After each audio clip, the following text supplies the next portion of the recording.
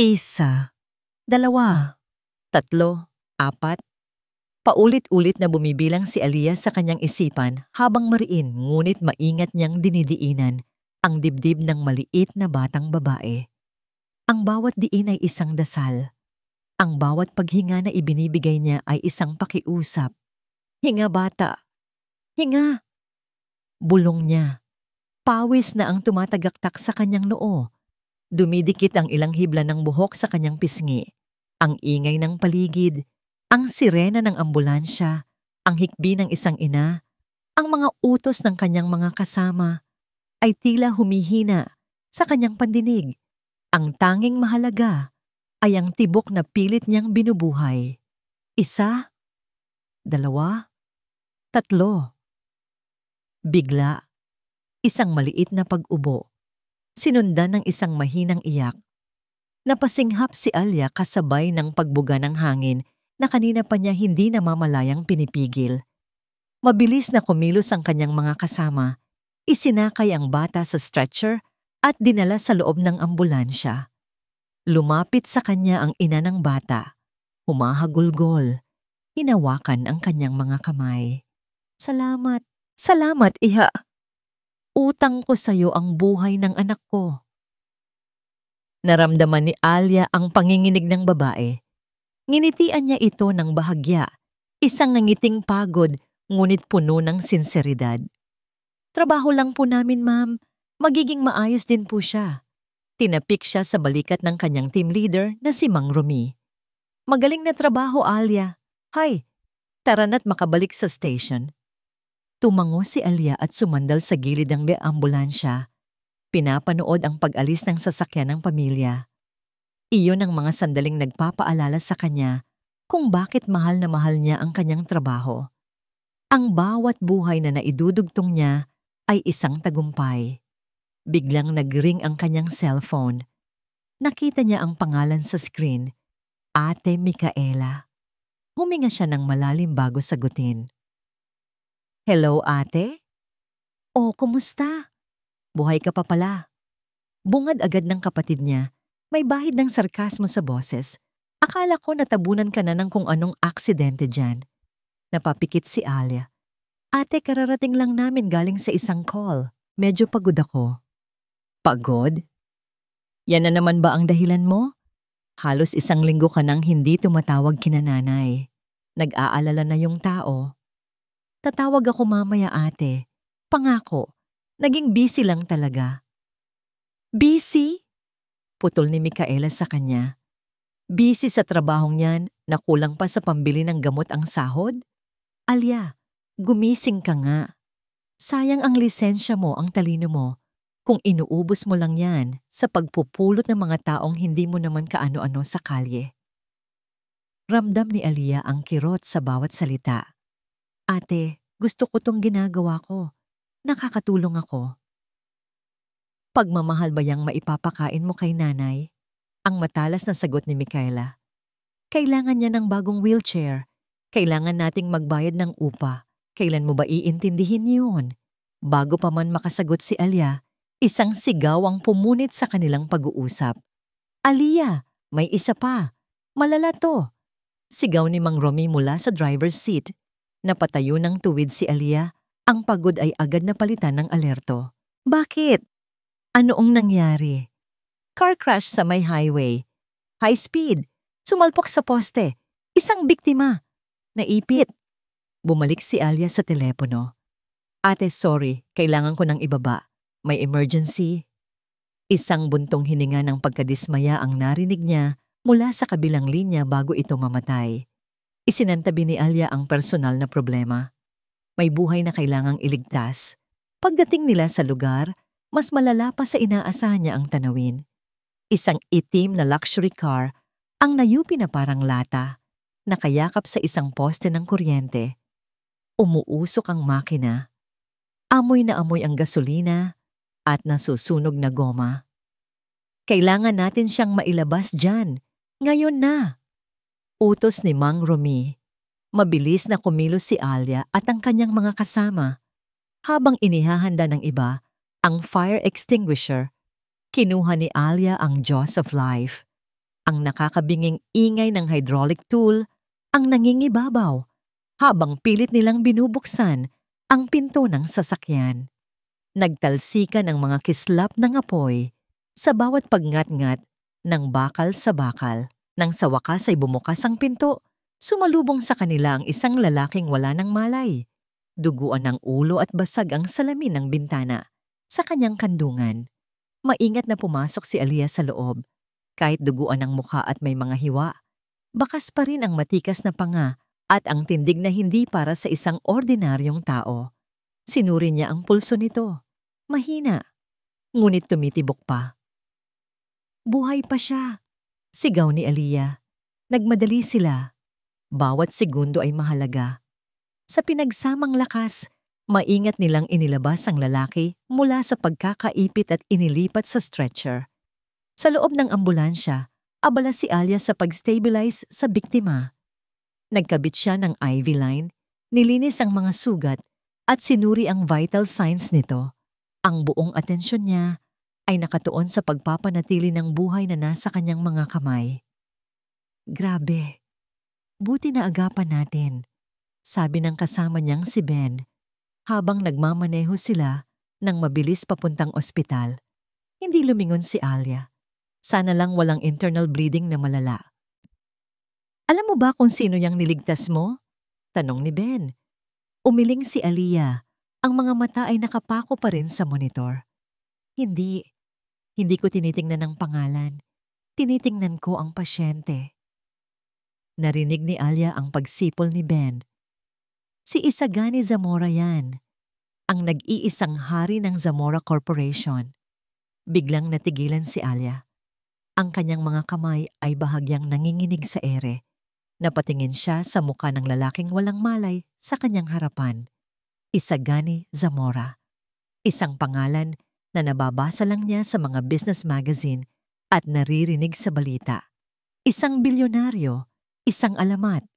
At ngayon, ang buhay nito ay nasa kanyang mga palad. Lumipas ang 3 linggo. Nakatanggap ng parangal si Alia at ang kanyang team mula sa Sagip Pinoy para sa matagumpay na rescue operation kay Isagani Zamora. May maliit na bonus, may tropeyo, at may mga ngiti at palakpakan. Ngunit para kay Alia, ang pinakamalaking gantimpala ay ang balitang stable na ang kondisyon ng bilyonaryo. Bagamat may isang malungkot na resulta, tuluyan itong nabulag dahil sa tindi ng pinsala sa kanyang ulo. Isang hapon, habang nag-aayos siya ng gamit sa kanilang maliit na apartment, biglang dumating si Michaela. Hindi ito karaniwan. Bihira siyang dalawin ng kapatid. Wow, ang ganda naman ng bago mong palamuti, sabi ni Michaela. Tinitingnan ng tropeyo na nakapatong sa mesa na para bang isang pirasong basura. Iyan na ba ang kapalit ng lahat ng pagod mo? Hindi sumagot si Alia. Nagtimpla na lang siya ng kape. May dala akong balita sa'yo, sabi ni Michaela. Umupo sa sofa at inilabas ang isang mamahaling sobre. Isang alok na hindi mo matatanggihan. Inabot niya ito kay Alia. Binuksan ito ng dalaga at binasa. Ito ay isang job offer. Private caregiver. Ang pangalan ng pasyente ay pamilyar. Isagani Zamora.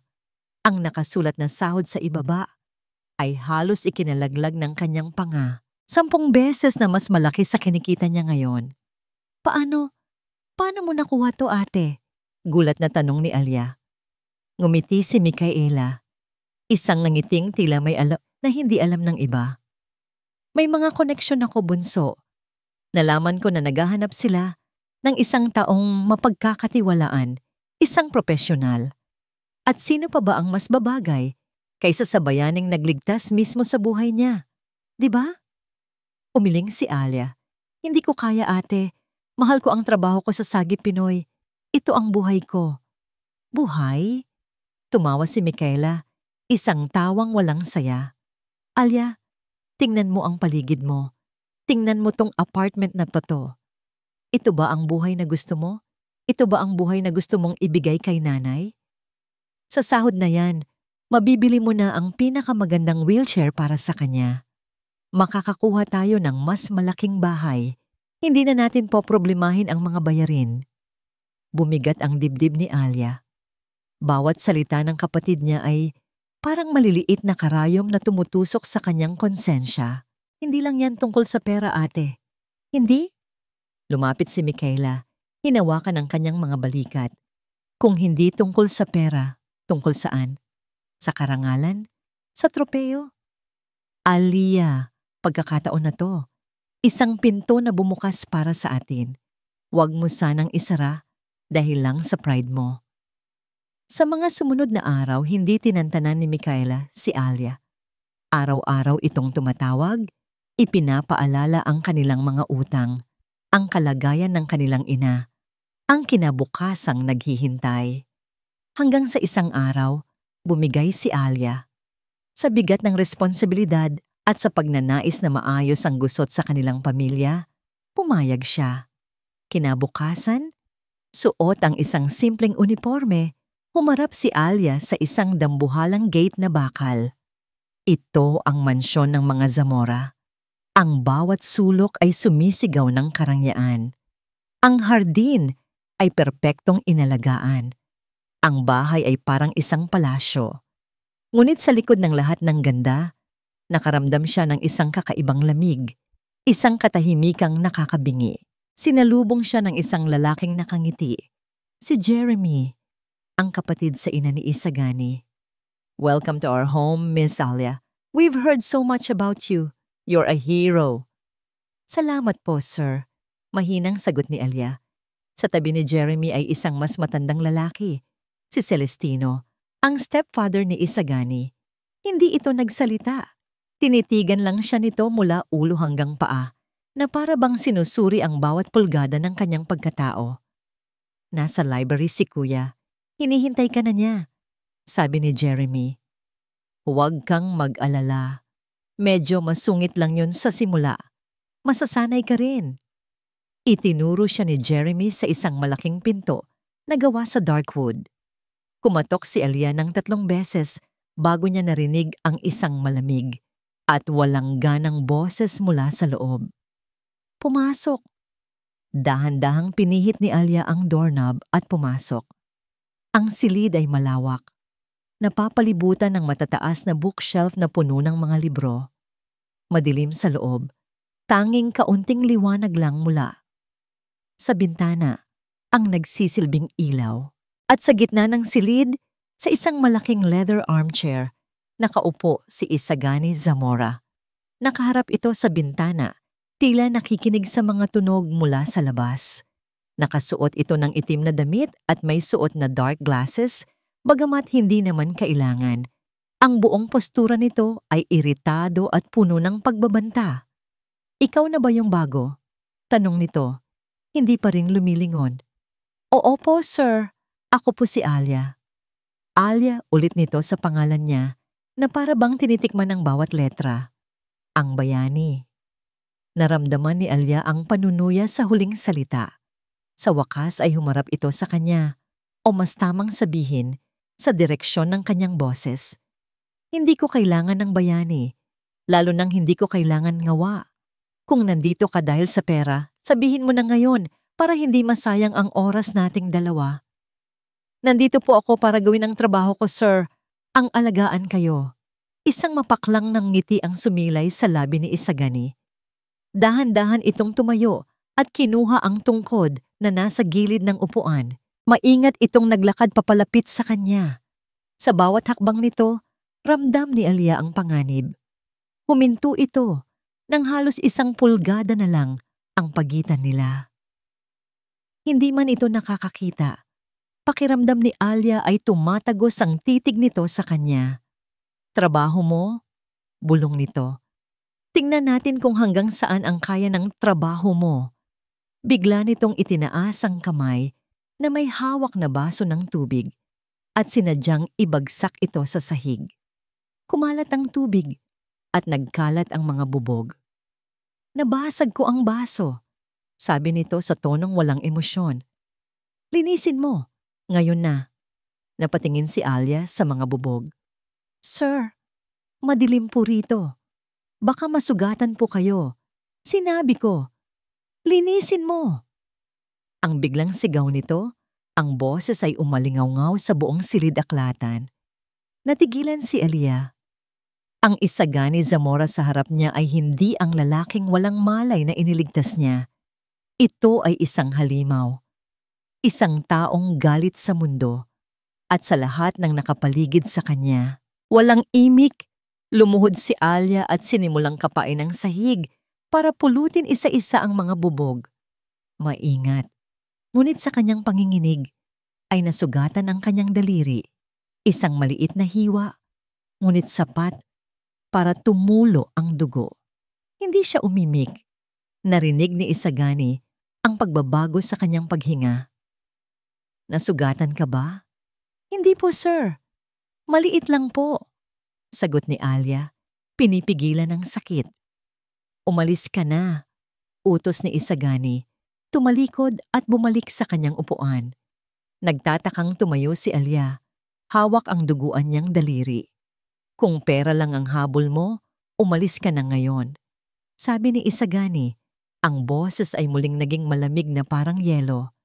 Dahil ang impyernong ito, hindi mo kakayanin. Kadiliman. Iyon ang mundo ni Isagani ngayon. Isang walang katapusang kumot ng itim na bumabalot sa bawat sandali ng kanyang paggising. Dati, ang mundo niya ay puno ng mga numero sa stock market, ng mga kulay sa blueprint ng mga gusali, ng anyo ng mga taong kaharap niya. Ngayon, ang mundo niya ay binubuo na lang ng mga tunog, amoy, at pakiramdam. At ang mga tunog sa bahay na ito ay puno ng kasinungalingan. Naririnig niya ang pekeng tawa ni Jeremy sa hapagkainan. Naamoy niya ang takot at kasakiman sa bawat paglapit ng kanyang stepfather na si Celestino. Ang tanging tunog na nagbibigay sa kanya ng kapayapaan ay ang mga yabag ng matandang kasambahay na si Mang Turillo, mabagal, tapat, at hindi nagbabago. At ngayon, may bagong tunog. Ang mga yabag ng babaeng nagngangalang Alia, magaan, hindi nag-aatubili, mabilis. Ang tunog ng isang taong sanay kumilos. Nang marinig niya ang mahinang singhap nito kanina, alam niyang nasugatan ito sa bubog. May isang bahagi sa kanya na gustong mag-sorry, ngunit mabilis niyang iwinaksi ang isiping iyon. Ang awa ay isang kahinaan na hindi niya kayang ipakita. Hindi sa bahay na ito. Ang bawat kabaitan ay isang patibong. Ang bawat pagmamalasakit ay may katumbas na presyo. Natutunan niya iyon sa pinakamasakit na paraan. Biglang bumalik sa kanyang isipan ang isang alaala. Malinaw na parang kahapon lang. Ang halimuyak ng mamahaling pabango ni Clarice, ang kanyang dating nobya. Ang lambing ng boses nito habang sinasabing mahal siya nito. Flashback. I love you, Gani. Ikaw lang ang buhay ko. Sabi ni Clarice habang yakap siya nito. Ngunit isang gabi, umuwi siya ng maaga para sorpresahin ito. At siya ang nasorpresa. Naabutan niya itong may kasamang iba. Ang pinakamahigpit niyang kakompetensya sa negosyo. Narinig niya ang bawat salita mula sa siwang ng pinto. Hanggang kailan mo ba siya lolokohin, Clarice? Tanong ng lalaki. Kaunting tiis na lang, okay? Kapag nakuha ko na ang tiwala niya para isama ako sa board ng kumpanya, mapapasakamay na natin ang lahat. Sagot ni Clarice. Mahalaga ang pera niya, hindi siya. End of flashback. Simula noon, nagtayo siya ng pader sa paligid ng kanyang puso. At ngayon, sa kanyang kadiliman, mas mataas at mas matibay ang pader na yon. Kaya nang dumating si Alia, ang bayani, hindi niya ito pinagkatiwalaan. Isa lang din itong babae. Malamang, isa lang din itong tulad ni Clarice. Ngunit may kakaiba sa kanya. Kaninang umaga, habang ginagamot nito ang kanyang mga sugat, ang mga kamay nito ay profesional. Hindi malandi, hindi maawa. Maging ang amoy nito ay simple lang. Amoy sabon at alkohol, hindi pa bangong nakakahilo. Mga bagay na nakakainis dahil hindi niya ito mabasa. Dumating ang oras ng hapunan. Isang tahimik na pagdurusa para kay Isagani. Pinakikinggan niya ang paggalaw ng mga kubyertos, ang mga pilit na usapan. "Kamusta ang araw mo, kuya?" tanong ni Jeremy. "Sana ay komportable ka sa bago mong alalay." "She's a caregiver, not an alalay," sagot ni Isagani. Malamig ang tono. "Tama si kuya mo, Jeremy. Matuto kang gumalang." Saway naman ni Celestino, ngunit baka sa boses nito ang pagkukunwari. Hindi na umimik si Isagani. Pinakiramdaman na lang niya sila, mga anino na nagsasalita, nagpaplano sa kanyang likuran. Pagkatapos ng hapunan, naglakad siyang mag-isa, pabalik sa kanyang silid gamit ang tungkod. Sanay na siya sa bawat sulok ng mansyon. Ngunit pagdaan niya sa tapat ng opisina ni Celestino, narinig niya ang mahihinang boses mula sa loob. Huminto siya, pinakinggang mabuti. Boses ni Jeremy at Celestino. "Kailangang ituloy ang plano," sabi ni Jeremy. "Malapit na ang board meeting. Hindi pwedeng mabawi niya ang lahat. Paano kung may makaalam? Paano ang investigasyon?" Nag-aalalang tanong ni Celestino. "Walang makakaalam. Aksidente ang nangyari. Sinigurado kong walang ebidensya sa preno. Ang mahalaga, hindi na siya makakabalik sa kumpanya habang buhay." Sagot ni Jeremy, may diin at galit sa boses. "Preno, plano. Hindi na makakabalik." Nanlamig ang buong katawan ni Isagani. Ang hinala na matagal nang bumabagabag sa kanya ay biglang nagkaroon ng kumpirmasyon. Hindi ito aksidente. Dahan-dahan siyang lumayo, siniguradong hindi makalikha ng ingay. Pagpasok niya sa kanyang kwarto, nanginginig ang kanyang mga kamay. Mga traidor. Lahat sila. Ilang sandali pa, may kumatok at pumasok. Si Mang Turillo dala ang isang basong gatas. "Sir, heto na po ang gatas ninyo." "Salamat, Turillo," sabi ni Isagani, sinusubukang pakalmahin ang sarili.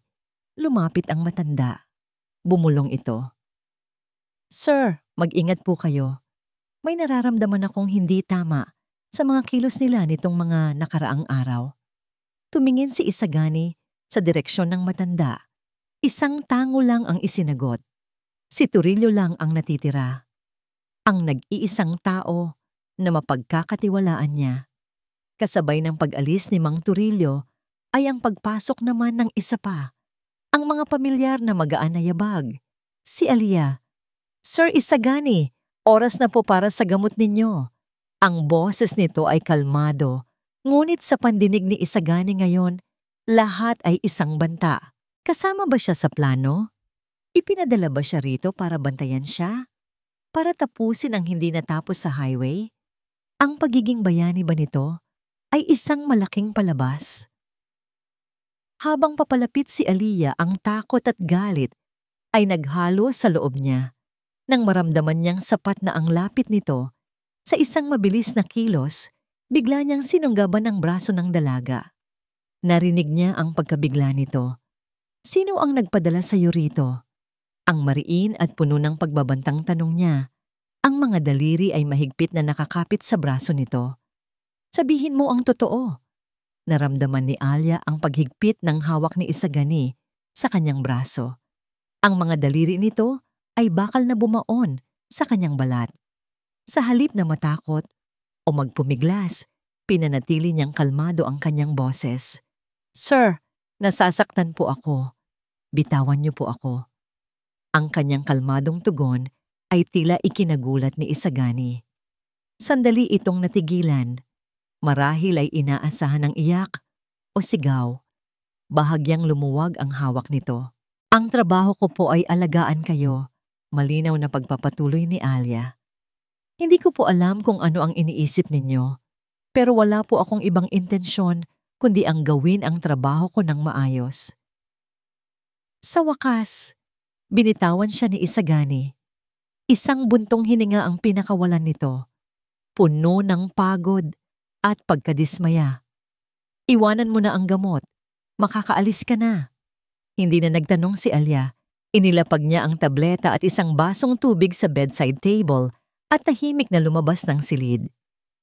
Habang isinasara niya ang pinto, naririnig niya ang mahinang tunog ng isang bagay na ibinato sa pader.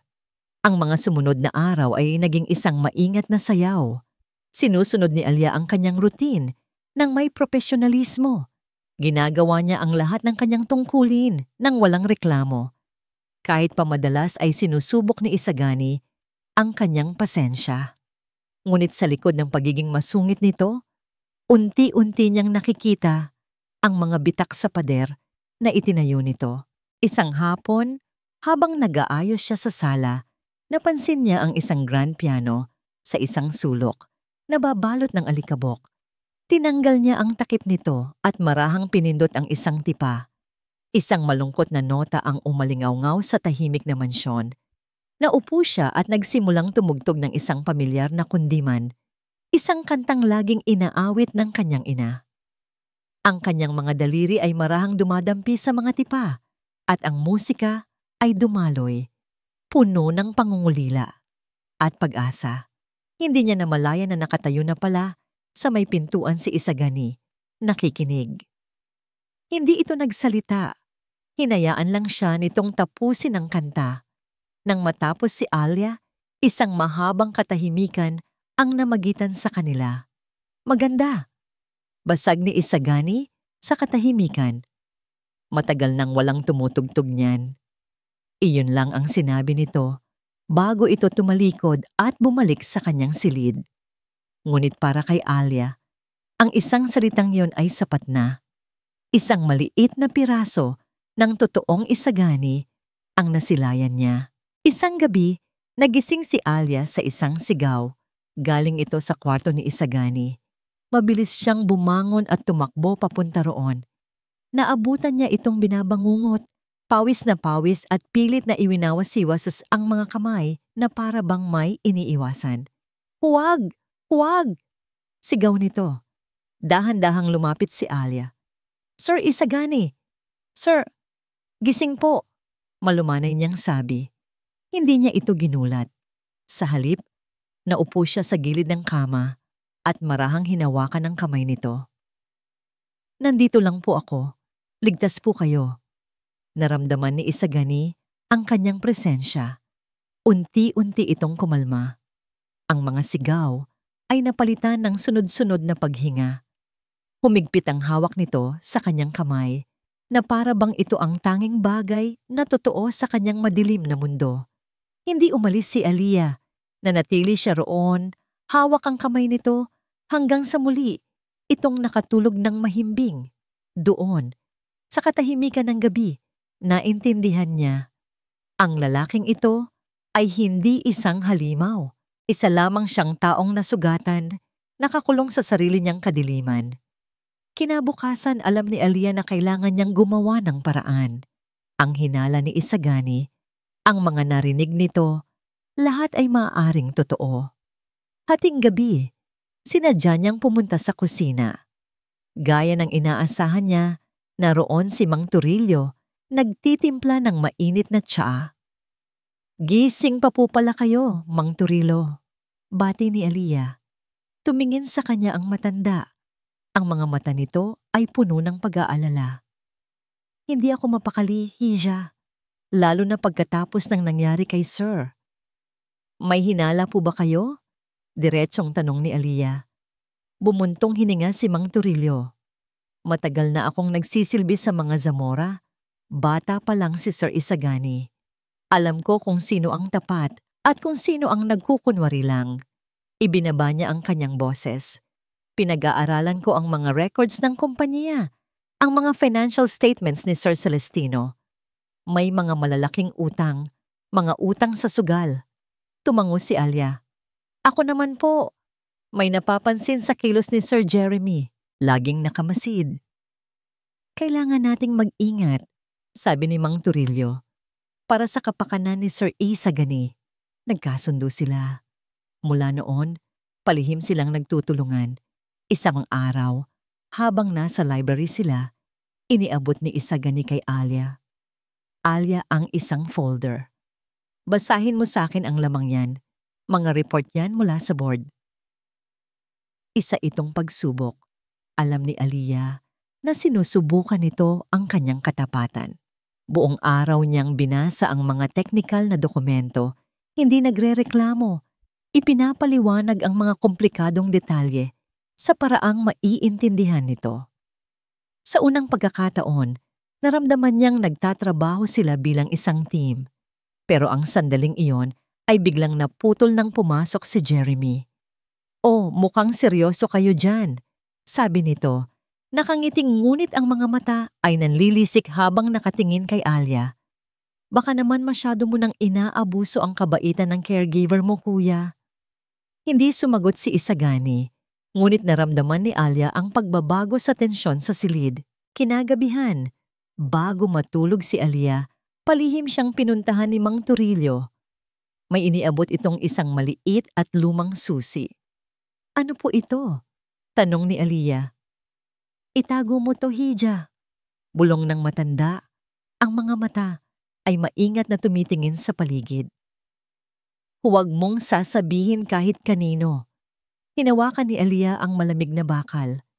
Nagbaba ng tingin si Mang Turillo at idinugtong sa mas mahinang boses, "Lalo na sa kapatid mo." Naging anting-anting ni Alia ang maliit na susi. Isinabit niya ito sa isang lumang kwintas at isinuot sa ilalim ng kanyang uniforme. Naging paalala ito sa kanya na may mas malalim na misteryong bumabalot sa mansyon. Isang bagay na hindi pa niya lubos na naiintindihan. Lalo na ang babala ni Mang Turillo tungkol kay Micaela. Paano nalaman ng matanda ang tungkol sa kapatid niya? At bakit niya ito pagdududahan? Si Micaela ang dahilan kung bakit siya narito. Siya ang nagmalasakit na maghanap ng paraan para makaahon sila sa hirap.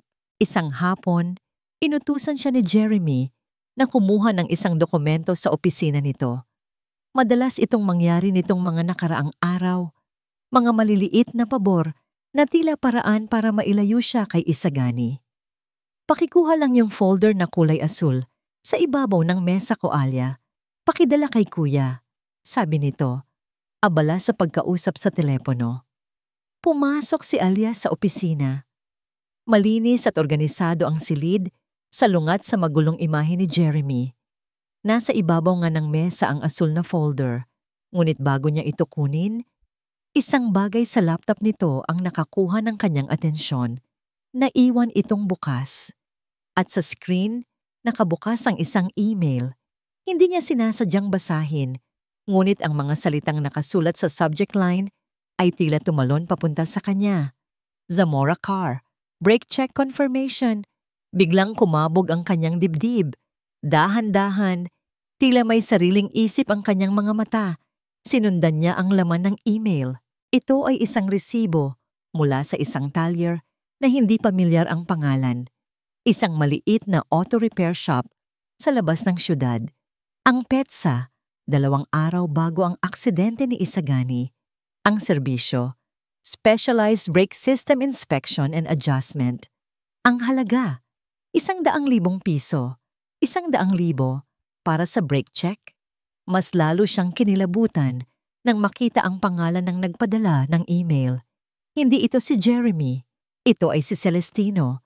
Ngunit bakit nasa email ito ni Jeremy? Narinig niya ang mga yabag papalapit. Sa isang mabilis na kilos, kinuha niya ang asul na folder at mabilis na lumabas ng opisina. Sakto namang papasok si Jeremy. "Nakuha mo na pala." "Salamat," sabi nito.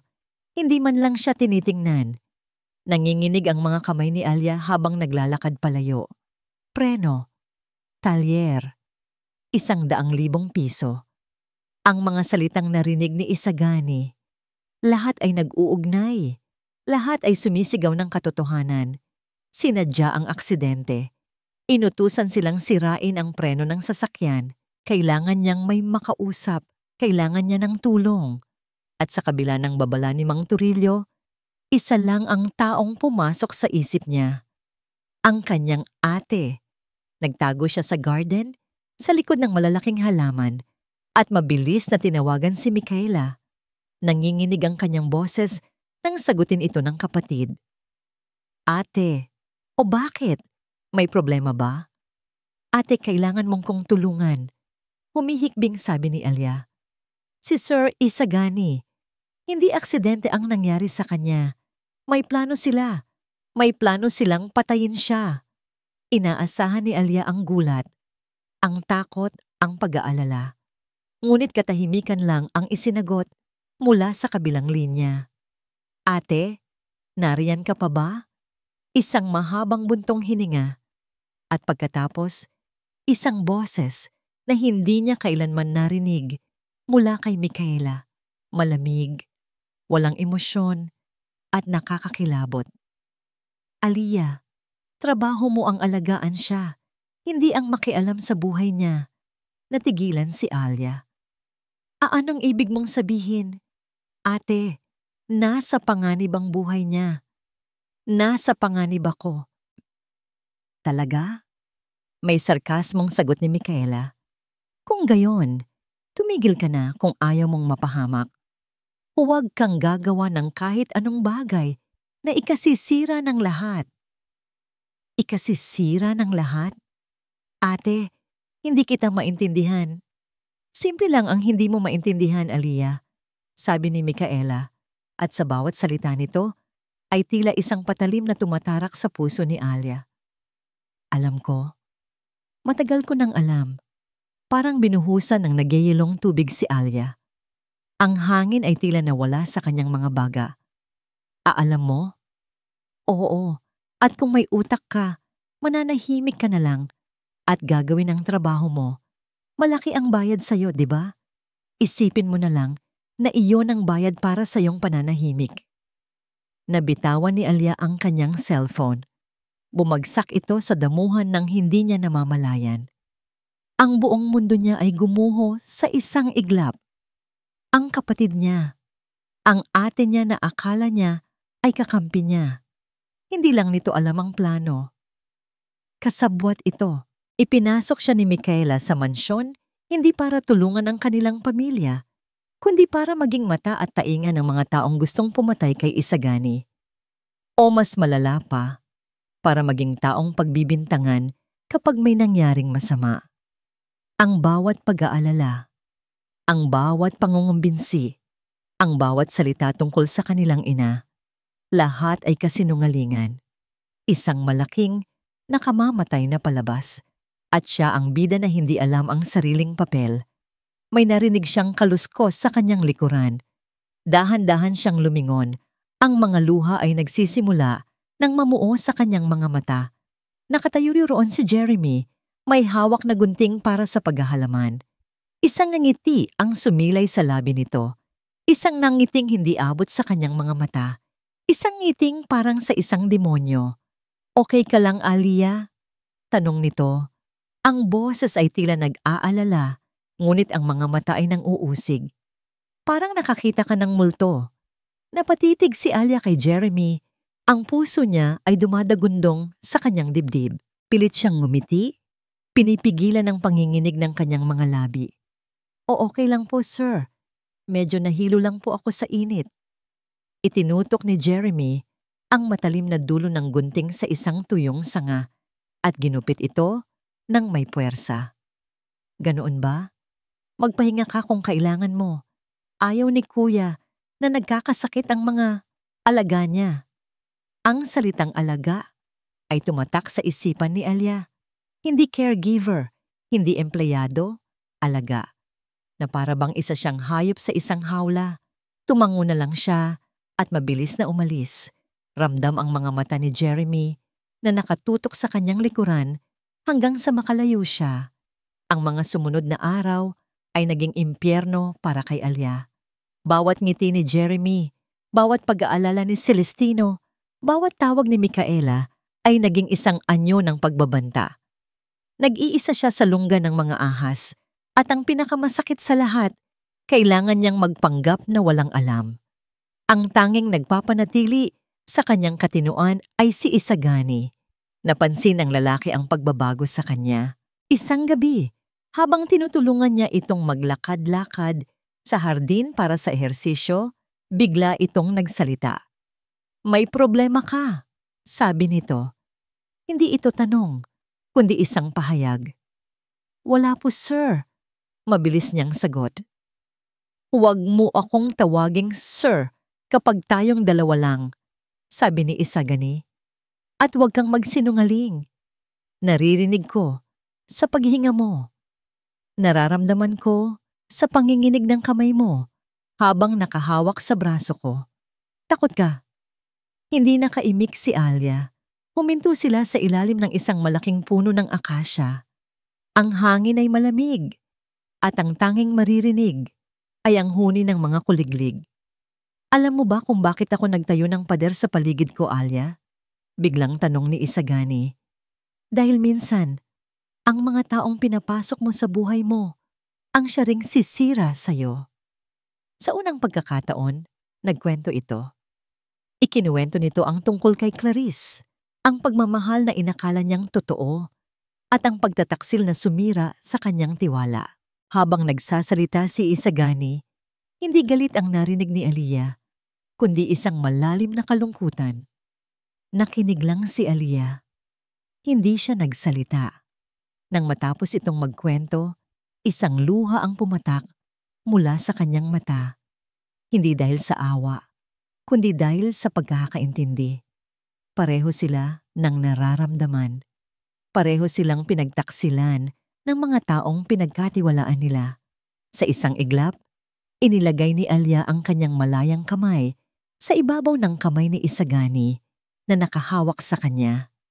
Isang simpleng kilos, ngunit sa dilim, ang simpleng pagdampi na yon ay naging isang malakas na mensahe. Naiintindihan kita, hindi ka nag-iisa. Naramdaman ni Isagani ang init ng palad ni Alia. Hindi ito nagsalita, ngunit hindi na rin nito binitiwan ang kamay niya hanggang sa bumalik sila sa loob. Kinabukasan, habang abala si Isagani sa pakikipag-usap sa kanyang abogado sa telepono, nakatanggap si Alia ng isang tawag mula sa isang hindi rehistradong numero. Sinagot niya ito. Hello? Alia, si Turillo to. Bulong sa kabilang linya. Huwag kang maingay. Mang Turillo? Bakit po? Saan kayo tumawag? Nasa labas ako. Nakuha ko na. Nakuha ko na ang ebidensya. Mabilis na sabi ng matanda. Isang recording. Nag-usap si Jeremy at ang ama-amahan niya sa telepono. Inamin nila ang lahat. Ang tungkol sa preno, ang tungkol sa pera. Diyos ko! Bulong ni Alia. Makinig ka, sabi ni Mang Turillo. Kailangan kong maibigay ito sa'yo. Hindi ako pwedeng magtiwala sa mga pulis dito. Maaaring may koneksyon sila. Magkita tayo mamayang 9:00 ng gabi. Sa likod ng lumang bodega sa dulo ng hardin. Huwag kang magsasama ng kahit sino. Sige po. Mag-iingat po kayo, Mang Turillo. Pagkatapos nito, magiging ligtas na si Sir Isagani, sabi ng matanda. May pag-asa sa boses nito. At ikaw din. Pagkababa ng telepono, gumaan ang pakiramdam ni Alia. Malapit na. Malapit nang matapos ang lahat. Buong araw, hindi siya mapakali. Bawat minuto ay tila isang oras. Mula sa bintana ng silid ni Isagani, nakita niya ang amo na nakaupo sa hardin kasama niya kanina. Tahimik na nakikinig sa mga tunog ng kalikasan. Mula naman sa bintana, sa kabilang bahagi ng bahay, nakita niya si Jeremy na naninigarilyo. Ang mga mata nito ay matalas na nakamasid sa bawat galaw sa paligid. Isang malalim na galit at inggit ang bakas sa mukha nito habang nakatingin sa direksyon ng kanyang kapatid. Nang sumapit ang gabi, nagpaalam si Alia kay Isagani na maglalakad-lakad lang. Pumayag ito. Dahan-dahan siyang naglakad papunta sa likod ng mansyon, sinisiguradong walang nakasunod sa kanya. Madilim ang daan patungo sa bodega. Tanging ang liwanag lang ng buwan ang nagsisilbing gabay niya. Habang papalapit siya, narinig niya ang isang malakas na kalabog mula sa loob ng bodega. Sinundan ito ng isang tunog ng isang bagay na bumagsak At pagkatapos, isang nakabibinging katahimikan, isang malamig na takot ang gumapang sa buong katawan ni Alia. Ang katahimikan ay mas nakakatakot kaysa sa anumang sigaw. Mang Turilyo? Tawag niya. Nanginginig ang boses. Walang sumagot. Dahan-dahan, tinulak niya ang mataas at kinakalawang na pinto ng bodega. Umugong ito habang bumubukas, naghahatid ng alikabok at amoy ng lumang kahoy. Ang tanging liwanag sa loob ay mula sa siwang ng buwan sa isang maruming bintana sa itaas. At sa sahig, sa gitna ng mga nakatambak na lumang kasangkapan, nakita niya ito. Isang katawan, nakahandusay, hindi gumagalaw. Mang Turilyo! Sigaw ni Alia at mabilis na tumakbo palapit. Nakaluhod siya sa tabi ng matanda. Binaliktad niya ito. Ang mga mata ni Mang Turilyo ay nakadilat. Walang buhay, nakatitig sa kawalan. May malaking sugat ito sa likod ng ulo at sa ilalim nito, unti-unting kumakalat ang isang maitim na likido sa sahig na semento. Sinuri niya ang pulso nito kahit alam na niya ang sagot. Wala. Wala na si Mang Turilyo. Napahagulhol si Alia. Isang iyak na puno ng sakit, takot at pagsisisi. Niyakap niya ang malamig ng katawan ng tanging taong naging kakampi niya sa impyernong ito. Hindi po. Ang kanyang mga luha ay pumatak sa walang buhay na mukha ng matanda. Sa kanyang pag-iyak, napansin niya ang isang bagay. Ang cellphone ni Mang Turilyo ay basag at nakakalat sa sahig, ilang pulgada mula sa kamay nito. Ang ebidensya, ang recording, nawala na. Biglang bumukas ang ilaw sa bodega at nasilaw si Alia. Nakatayo sa may pinto sina Jeremy at Celestino. Ang mga mukha nila ay blangko, ngunit ang mga mata ay puno ng isang bagay na nakakakilabot. Diyos ko! Anong nangyari dito? Sigaw ni Jeremy, nagkukunwaring gulat na gulat. Lumapit si Celestino at tinapik-tapik ang pisngi ng matanda. Turilyo? Turilyo! Umiling ito. Patay na siya. Tumingin si Jeremy kay Alia na nakaluhod pa rin at umiiyak. Lumapit ito at hinawakan siya sa balikat na para bang dinadamayan siya. Alia, anong ginagawa mo rito? Anong nakita mo? Ang paghawak nito ay parang pagdampi ng isang ahas. Naitulak siya ni Alia palayo. Huwag mo kong hawakan. Kayo ang may gawa nito. Sigaw niya, ang boses ay basag. Ano ang pinagsasabi mo, Alia? Malumanay na tanong ni Celestino. Nakita ka naming tumatakbo papunta rito. Baka naman nadulas lang ang matanda mula sa hagdan na yan. Sabi nito, itinuturo ang isang mataas na hagdan ng kahoy na nakasandal sa pader. Malapit sa kung saan natagpuan ang bangkay. Isang perpektong eksena para sa isang aksidente. Alam ni Alia na wala siyang laban. Wala siyang ebidensya. Salita niya laban sa salita nila. Hindi nagtagal, dumating ang mga pulis at ambulansya. Ang gabi ay napuno ng mga kumukutitap na ilaw at mga sirena. Tinawag si Alia para tanungin. Sa gitna ng kanyang pag-iyak, sinubukan niyang ipaliwanag ang lahat. Ang tawag ni Mang Turilyo, ang recording, ang kanilang hinala. Ngunit ang mga pulis ay tiningnan lang siya na para bang isa siyang naghihisteryang babae. Miss, ayon sa investigasyon, mukhang aksidente nga ang nangyari. Nadulas si Mr. Turilyo. Walang senyales ng foul play, sabi ng investigador. Pagbalik ni Alia sa mansyon, sinalubong siya ng katahimikan. Ang balita ay nakarating na sa loob. Pumunta siya sa silid ni Isagani. Nakaupo ito sa kanyang silya, nakaharap sa madilim na bintana. Sir Isagani, narinig ko na. Putol nito sa kanya. Ang boses ay walang anumang emosyon. Malamig. Malayong malayo. Patay na si Turilyo. Hindi po yun aksidente. Humihikbing sabi ni Alia. Pinatay po nila siya. Dahil sa'yo, biglang sabi ni Isagani. Natigilan si Alia. Ano po? Humarap ito sa kanya.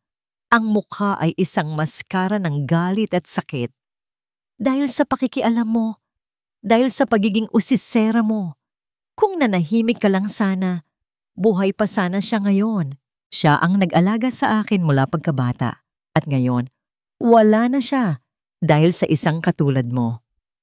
Bawat salita ay isang punyal na bumaon ng malalim sa puso ni Alia. Umalis ka, utos nito. Umalis ka sa harapan ko. Lahat ng gulo na to nagsimula lang nang dumating ka. Gumuho ang mundo ni Alia. Ang huling taong inaasahan niyang maniniwala sa kanya ay siya pang unang humusga. Siya pa ang sinisi. Tumalikod siya, walang lakas na makipagtalo. Naglakad siyang parang isang multo pabalik sa kanyang silid. Umupo siya sa gilid ng kama, yakap ang sarili, nanginginig sa lamig ng kawalan ng pag-asa. Natalo na siya. Wala na si Mang Turillo, wala na ang ebidensya, at ngayon, wala na rin ang tiwala ni Isagani. Nag-iisa na lang talaga siya. Biglang umilaw ang kanyang cellphone. Isang mensahe mula kay Micaela. Binuksan niya ito. Sinabi ko na sa'yo, umalis ka na habang may oras ka pa. Nang marinig ni Isagani ang marahang pagsara ng pinto, isang nakabibinging katahimikan ang pumalit. Galit. Iyon ang unang emosyong naramdaman niya. Galit para sa mga taong pumatay sa kanyang pinakamatalik na kaibigan. Ngunit dahil hindi niya makita ang mga dapat pagbuhusan ng galit, ibinuhos niya ito sa nag-iisang taong nasa harapan niya, kay Alia. Madaling sisihin ang dalaga. Madaling isipin na kung hindi ito dumating, kung hindi ito nag-usisa, marahil ay buhay pa si Turillo. Ngunit habang lumilipas ang mga oras sa loob ng kanyang madilim at tahimik na silid, ang galit ay unti-unting napalitan ng ibang pakiramdam. Pagsisisi. Naalala niya ang takot sa boses ni Alia, ang panginginig ng mga kamay nito. Ang mga salitang sinabi niya rito ay mabibigat at malulupit. Alam niyang nasaktan niya ito at sa kaibuturan ng kanyang puso, alam niyang hindi ito patas. Pinilit niyang isipin na ginawa niya iyon para protektahan ang dalaga, na pinalayo niya ito para iligtas. Kung si Turillo ay nagawang patayin ng kanyang mga kaaway, ano pa kaya ang isang babaeng walang kalaban-laban? Mas mabuti nang umalis ito. Mas mabuti nang malayo ito sa kapahamakan. Ngunit habang sinusubukan niyang kumbinsihin ang sarili, isang boses sa kanyang isipan ang nagsasabing, duwag siya. Pinalayo niya ito, hindi para sa kaligtasan nito, kundi para sa sarili niya. Dahil natatakot siyang may mangyari ritong masama. Dahil natatakot siyang aminin na sa maikling panahon, ang presensya ng babaeng iyon ay naging mahalaga na sa kanya. Tumayo siya at naglakad-lakad sa loob ng kwarto, ang bawat hakbang ay mabigat. Dati, ang katahimikan ay kapayapaan para sa kanya. Ngayon, ang katahimikan ay isang paalala ng kanyang pag-iisa. Wala na ang mabagal na yabag ni Turillo. At ngayon, wala na rin ang magaang yabag ni Alia. Alia, binigkas niya ang pangalan nito sa hangin. Isang ugali na hindi niya namamalayang nakuha. Dati, kapag binibigkas niya ang pangalan nito, may sasagot. Ngayon, tanging ang alingaw-ngaw lang ng sarili niyang boses ang bumalik. Naalala niya ang tunog ng piano. Ang init ng kamay nito nang hawakan siya sa hardin. Ang lambing ng boses nito tuwing binabasahan siya ng mga dokumento. Mga maliliit na bagay na hindi niya inaasahang hahanap-hanapin. Ang babaeng iyon, may tapang itong pumasok sa kanyang madilim na mundo. May lakas itong harapin ang kanyang kasungitan. At may kabaitan itong damayan siya sa kanyang mga bangungot. Siya lang ang nag-iisang tao, bukod kay Turillo, na nagpakita sa kanya ng tunay na malasakit. At itinaboy niya ito. Sa labas ng kanyang pinto, narinig niya ang mahihinang boses ni na Jeremy at Celestino. Nag-uusap. At pagkatapos, narinig niya ang isang bagay na nagpatindig ng kanyang mga balahibo. Isang mahinang tawa. Tumatawa sila. Kaalis lang ng mga pulis. Kakamatay lang ng isang taong nagsilbi sa pamilyang ito ng buong buhay niya at nagagawa nilang tumawa. Sa sandaling iyon, lahat ay naging malinaw. Ang galit ni Isagani ay bumalik. Ngunit ngayon, ito ay nakatutok na sa tamang direksyon. Hindi si Alia ang kalaban. Si Alia, tulad niya at ni Turillo, ay biktima rin. At sa pagpapalayo niya rito, inilagay niya ito sa mas malaking panganib. Mag-isa itong lalabas sa mundo, dala-dala ang isang katotohanang maaaring ikamatay nito. Napahawak siya sa kanyang dibdib. Isang kakaibang sakit ang naramdaman niya. Isang pag-aalala na higit pa sa para sa isang empleyado. Pag-aalala para sa isang taong mahalaga. Hindi niya ito pwedeng hayaang umalis. Hindi niya pwedeng hayaang harapin ang panganib ng mag-isa. Ang pagiging duwag at ang kanyang pride ay hindi na mahalaga ngayon. Ang kaligtasan nito ang importante. Kinapa niya ang bedside table at hinanap ang kanyang cellphone. Ginamit niya ang voice command, isang teknolohiyang kinasusuklaman niya dati, ngunit ngayon ay tanging paraan niya para makipag-ugnayan sa mundo. Call Alia. Utos niya sa telepono. Nagring ito ng ilang beses. Bawat pagring ay parang isang suntok sa kanyang sikmura. Sagutin mo, pakiusap, sagutin mo. Samantala, sa kabilang silid, tapos nang mag-impake si Alia, ang lahat ng kanyang gamit ay nasa loob na ng isang maliit na bag. Ang mga luha sa kanyang mata ay tuyo na. Napalitan ng isang blangkong pagtanggap sa kanyang kapalaran. Handa na siyang sumuko. Handa na siyang tumakas, tulad ng sinabi ni Micaela. Hawak na niya ang doorknob. Handa ng lisanin ng mansyon at ang bangungot na ito magpakailanman. Sakto namang nagring ang kanyang telepono. Nakita niya ang pangalan sa screen. Isagani Zamora. Natigilan siya. Ang kamay ay nanigas sa ere. Nag-aalangan man, sinagot ni Alia ang tawag. Inilagay niya ang telepono sa kanyang tainga. Hindi nagsasalita. Katahimikan. Pagkatapos, isang boses na basag at puno ng isang emosyong hindi niya pa naririnig mula rito. Pagsisisi. Alia. Hindi pa rin siya sumagot. Huwag kang umalis. Sabi ni Isagani. Ang boses ay halos pabulong. Nagkamali ako. Patawarin mo ako. Huwag mo akong iwan. Ikaw lang ang kailangan ko. Ang huling mga salita, ikaw lang ang kailangan ko, ay tumagos sa puso ni Alia. Ang lahat ng sakit at galit na naramdaman niya kanina ay unti-unting natunaw, napalitan ng isang bagay na mas malakas, pag-unawa. Sa boses nito, narinig niya hindi ang isang aroganteng bilyonaryo, kundi isang taong takot at nag-iisa katulad niya. Nandito pa po ako, mahina niyang sagot. Isang buntong hininga ng ginhawa ang narinig niya mula sa kabilang linya. Mag-ingat ka, huwag kang magpahalata. Babawi tayo. Pagkababa ng telepono, umupo si Alia sa gilid ng kama. Ang planong pag-alis ay nabura sa kanyang isipan. Ang mga salita ni Isagani ay nagbigay sa kanya ng bagong lakas. Hindi na siya nag-iisa. Habang nakaupo, naramdaman niya ang malamig na metal ng kwintas sa kanyang dibdib. Ang susi. Ang huling habilin ni Mang Turillo. Itago mo to. Hija. Lalo na sa kapatid mo. Biglang may pumasok sa kanyang isipan. Isang susi.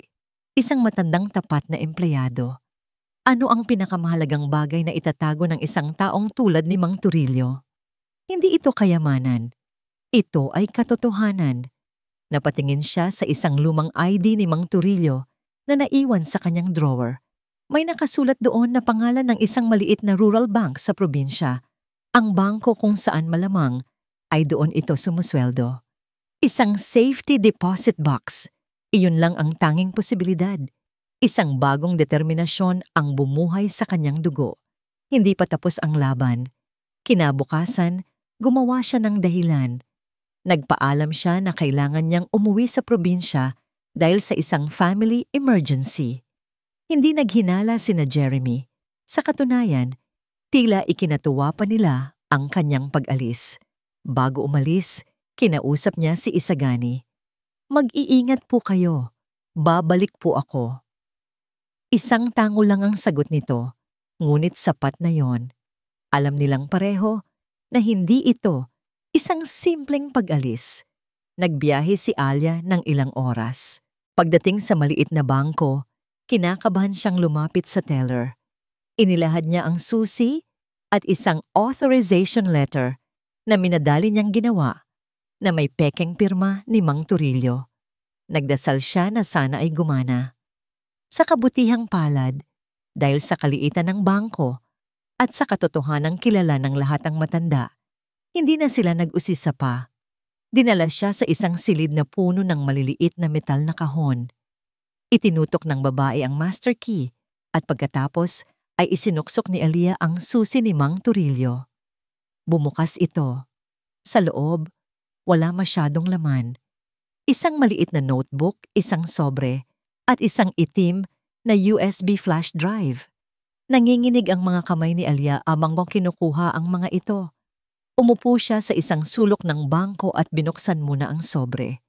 Sulat kamay ito ni Mang Turillo. "Hija Alia, kung binabasa mo ito, ibig sabihin ay nangyari na ang kinatatakutan ko. Huwag mong sisihin ang iyong sarili.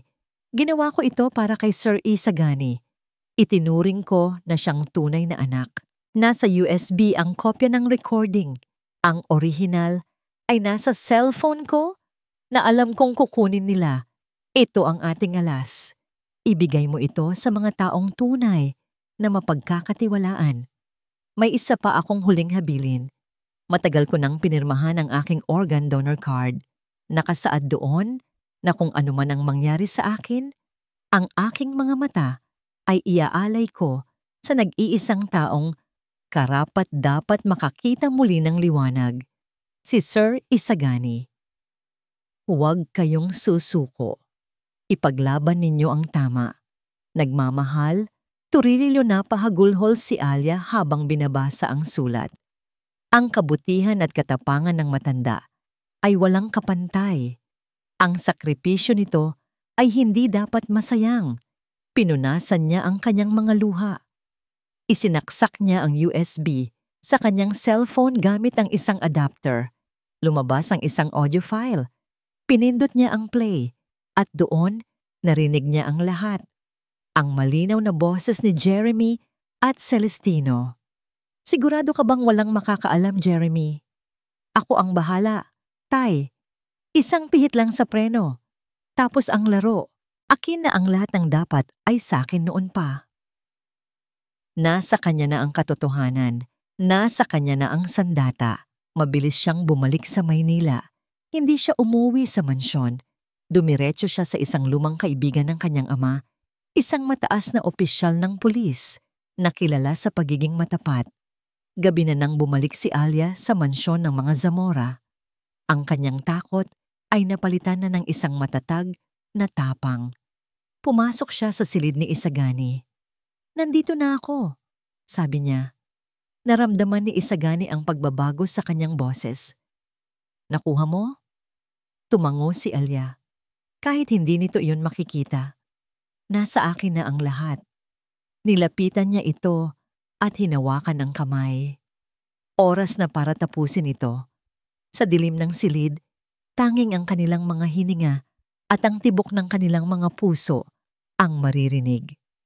Binuo ni na Isagani at Alielia ang isang mapanganib, ngunit kinakailangang plano. Bawat detalye ay pinag-isipan. Walang puwang para sa pagkakamali. Kinabukasan, kumilos si Alia ayon sa plano. Dala-dala ang kanyang mga gamit. Nagpaalam siya sa lahat. "Hindi ko na po kaya," sabi niya kina Jeremy at Celestino. Ang kanyang mga mata ay naglalandas ng mga pekeng luha. "Masyado na pong magulo dito. Babalik na lang po ako sa probinsya. Isang nangiti ng tagumpay ang sumilay sa labi ni Jeremy. Naiintindihan kita, Alia. Marahil ay iyon na nga ang pinakamabuti. Nag-abot pa ito ng isang makapal na sobre. Para sa serbisyo mo. Hindi ito tinanggap ni Alia. Salamat na lang po. Tumalikod siya at naglakad palabas ng mansyon, hindi lumilingon. Ngunit sa halip na dumiretso sa sakayan ng bus, pumunta siya sa isang hindi markadong sasakyan na naghihintay sa kanto.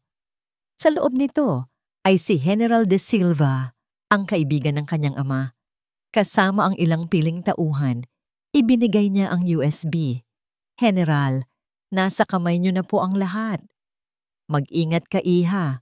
Papasok kami sa hudyat mo. Sagot ng general.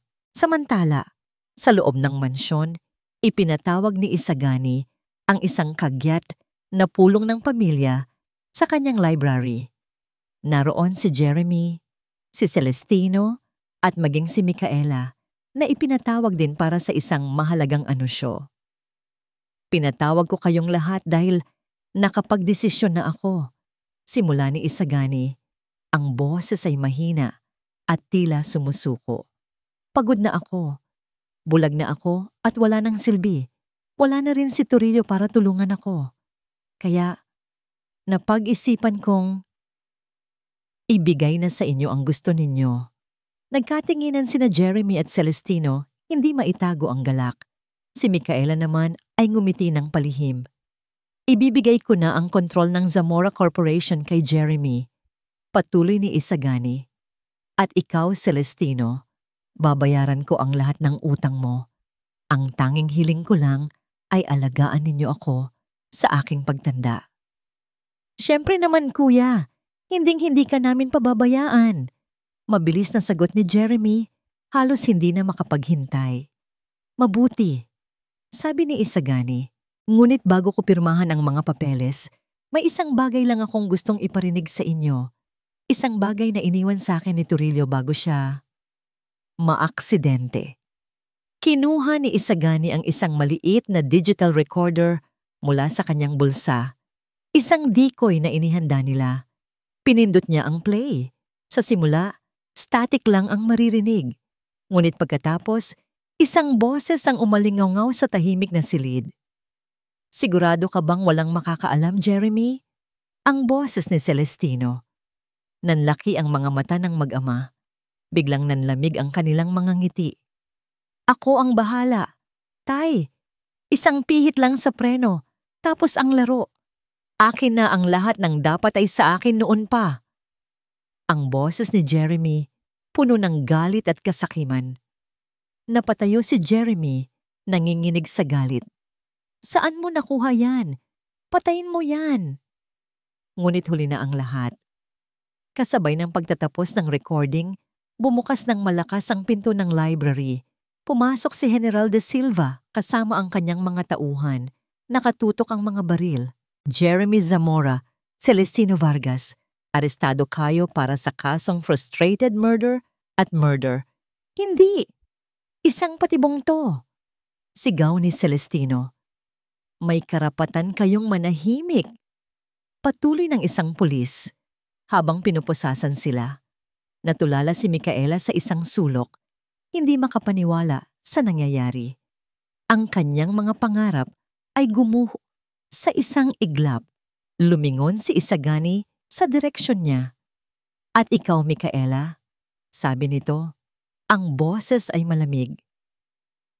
Mayroon din akong recording ng lahat ng pag-uusap ninyo ni Jeremy sa telepono, kasama na ang bank transfer ng 3 milyong piso na ipinadala niya sa iyo 1 linggo bago ako maaksidente. Namutla si Micaela.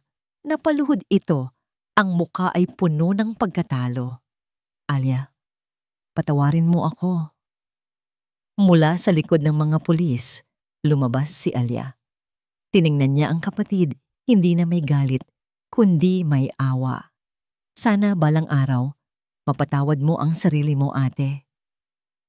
Habang inilalabas ng mga pulis ang 2 lalaki, puno ng pagbabanta ang mga mata ni Jeremy. Tumingin ito nang diretso kay Isagani. Hindi pa tapos ang lahat. Sigaw nito. Babalikan kita. Hindi natinag si Isagani. Nakatayo lang siya roon, sa tabi ni Alia, handa nang harapin ang liwanag na naghihintay sa kanya. Lumipas ang 6 na buwan. Ang ingay ng mga kaso sa korte ay unti-unting humupa. Nahatulan sina Jeremy at Celestino ng habambuhay na pagkakakulong para sa pagpatay kay Mang Turillo at sa tangkang pagpatay kay Isagani. Si Micaela, dahil sa kanyang kooperasyon bilang state witness, ay nakatanggap ng mas mababang sentensya. Sa loob ng mga buwang iyon, nanatili si Alia sa tabi ni Isagani, hindi bilang isang caregiver, kundi bilang isang kaibigan at karamay. Ang mansyon na dating puno ng takot at kasinungalingan ay unti-unti nilang pinupuno ng mga bagong alaala, ng tunog ng piano, ng halakhak at ng mga taimtim na pag-uusap. Isang umaga, nasa isang pribadong silid sila ng ospital. Ito na ang araw. Ang araw ng operasyon ni Isagani. Ang mga mata ni Mang Turillo, ang huling habilin nito, ang magsisilbing daan para muli siyang makakita. Bago siya ipasok sa operating room, mahigpit na hinawakan ni Isagani ang kamay ni Alia.